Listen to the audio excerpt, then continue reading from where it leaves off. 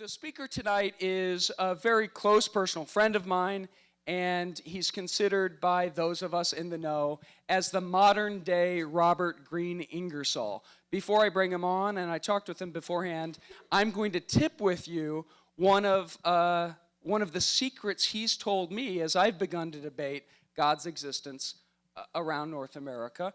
Under his tutelage sometimes, he says, and he's taught me, the real key to winning a debate against a Christian monotheist is that no matter what, you must be relaxed. So he goes through a kind of a ritual. He was doing, some of you may have seen in the lobby, he was going through a relaxation ritual before he's going to come on tonight, and it really just involves, actually, it's just a joke. You know, it's, yeah. So now that we've broken the ice, it's my sincere pleasure to invite on the stage to teach you how to kick ass when talking about God with a believer, the modern-day Robert Greene Ingersoll, Edward Tabash. Thanks, Eddie. Yeah, the lapel is right here. Well, good evening, everyone. I want to set this in context. Among the many things that the Center for Inquiry does, and none of our programs are in conflict with each other, they're all part of a total package of secularism and skepticism leading to the acceptance of a naturalistic worldview. But as an integral component of persuading our brother and sister human beings about the nature of reality as we believe the evidence shows it to be, is refuting claims of the existence of God. Now, contrary to the claims of many people, this is not a negative enterprise. It's not that we're just naysayers or debunkers.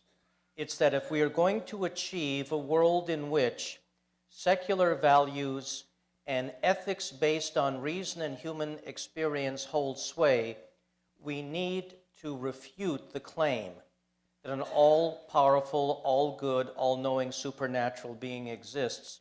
Because if people believe in such a being, they will not give the secular alternative a hearing. So the importance of these debates is to begin to persuade student by student, audience by audience, not to coerce, but to persuade through argument and through reason why it is that we at the Center for Inquiry believe the universe is natural with no supernatural agencies whatsoever. And so I'm going to be talking about debate tactics. But I want to begin with a quote from one of my heroes, Thomas Jefferson. In 1787, he was writing to his nephew, Peter Carr, of whom our chief financial officer, Barry Carr, is a descendant. And he said, "Fix reason firmly in her seat and call to her tribunal every fact, every opinion.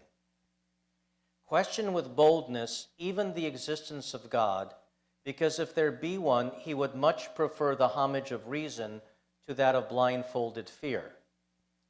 And so, as we think back to the words of the third President of the United States, it is our task to do two things. Because of the overwhelming prejudice against the non-believer in society today, and we must recognize that atheists are the most unjustly despised minority in America today. There is no group that is more unjustly despised collectively by masses of the American people than a non-believer. So we have two tasks. One is to persuade society at large that we are even justified in making our arguments, and then the second is to make those arguments. So I'm not going to get that much into the substance of the arguments because you'll hear them in the following debate. But I want to talk about the actual mechanics of conducting a successful debate. First of all, when you agree to debate on a university campus, it's not a free-for-all. You should never get into a situation where you and your opponent are shouting each other down. Each segment of speaking should be timed. Opening statement, closing. In question and answer, you should make sure that each speaker gets equal time to answer each question, regardless of to whom the question is posed. And then, in the closing statements, you never ever blow off a speaking segment. You use as much time as your opponent and make sure at the end of the debate, to the second, the way it's timed, each of you have had equal time. Now, in terms of the actual debate, in your opening statement, you present the reasons why you believe there is no God. And if you go second, you can declare that you will not address your opponent's arguments until the rebuttal. And then you set forth your reasons. In your rebuttal, if your opponent has already spoken and has already had their rebuttal, in your rebuttal, you do two things. You defend, redefend the arguments you made, and you refute the arguments of your opponent, and you go point, counterpoint. Now, this has to be somewhat machine gun-like. It's not the time for a discursive kind of overview. A debate is not a speech. In a speech, you have the luxury of being more indulgent of your opponent's sensibilities. You have the luxury of pointing out how, while we are non-believers, we would never take away the right to believe of believers, how we are sympathetic with the yearning to find supernatural salvation, but the evidence shows that this is not real. None of the diplomatic, even flowery approaches which work in a speech to the general public to disarm their consternation against the non-believer, none of this works in the context of an actual debate because it's point, counterpoint. Your objective is to land more punches than your opponent and to deflect more of your opponent's punches. And so every moment that you're speaking must be making a point, reinforcing a point, or attacking your opponent's arguments. You don't have the luxury of saying, you know your opponent is sincere, you know your opponent means well. You have to go right into the refutation. And then what you also must do is never drop the ball. You must never fail, if you can help it, to respond to an opponent's argument and never fail to defend an argument of yours that the opponent has attacked. And so you have to go point, counterpoint, and you must have a continuous vigilance where you don't drop points. Now, if the necessity of time forces you not to address everything, you have to make an on-the-spot decision as to what you will kick off the lifeboat if you can't cover everything.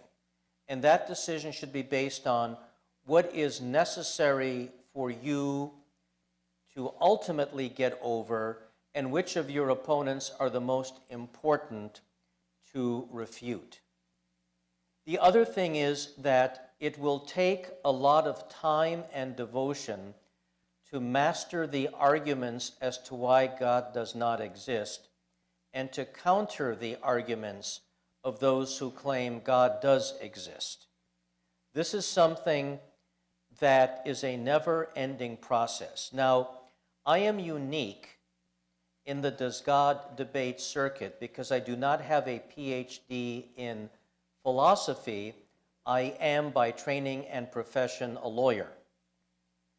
So I am one of the very few people on the debate circuit where my opponent is introduced as doctor and I am not. But whatever degrees you have or don't have, that should not intimidate you, because basically refuting the claims that there is a God, refuting those claims is ultimately nothing more than common sense on fire.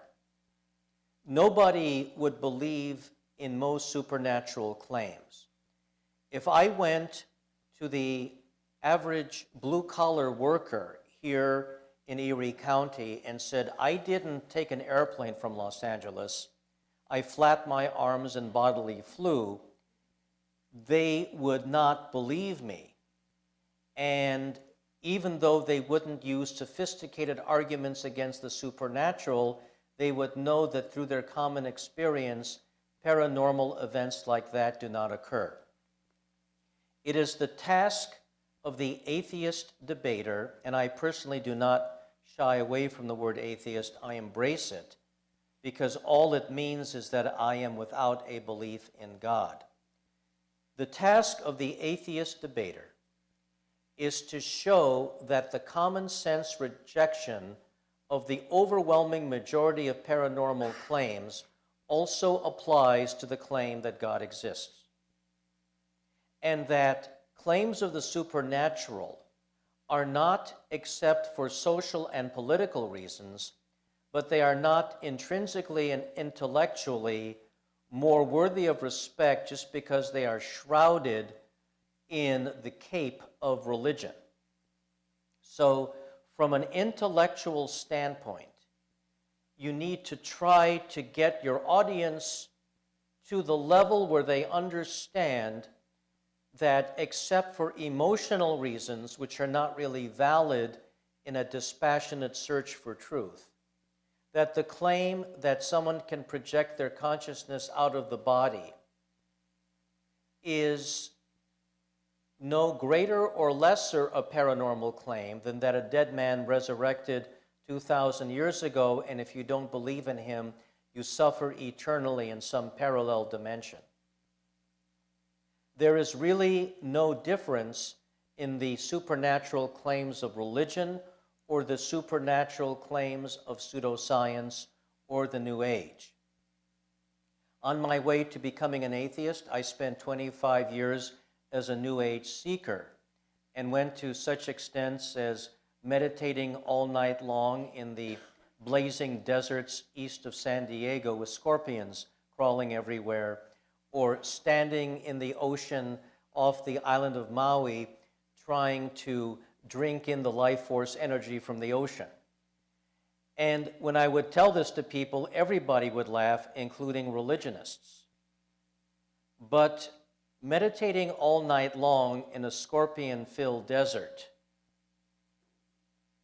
is that really more silly than believing that bread and wine actually are transformed into the body and blood of some Jewish radical who lived 2,000 years ago and wanted to fight the Romans? Not really. And for instance, if someone talks about reincarnation, why is that less plausible than burning in hell forever or sitting on a cloud playing a harp, depending on which theology you chose? So we have an enormous task, which is to take the sting, to take the emotional charge out of claims of God's existence and to bring the claims of religion down to a level playing field where they must defend themselves in a way that is no different than what is charged to any other claim of the supernatural.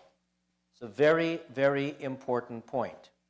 Now, insofar as the seeds we are planting, given the overwhelming degree of how religious dogma is entrenched in American society, and to a large degree in Canadian society, but given this overwhelming reality, do not be discouraged if even those of you who are very young spend a lifetime arguing these logical, powerful points and don't seem to be making headway. I would say, and I'm 58 years old, that even the youngest person in this room right now may not live to see the day when the naturalistic alternative to religion becomes a dominant philosophical perspective in the United States. It may take 100 years for the dawning of this new rationally based enlightenment, but that doesn't mean we can't start today. It doesn't mean that we can't begin the task of undoing all the psychological and intellectual damage done by religious dogma. And it doesn't mean that we can't plant seeds.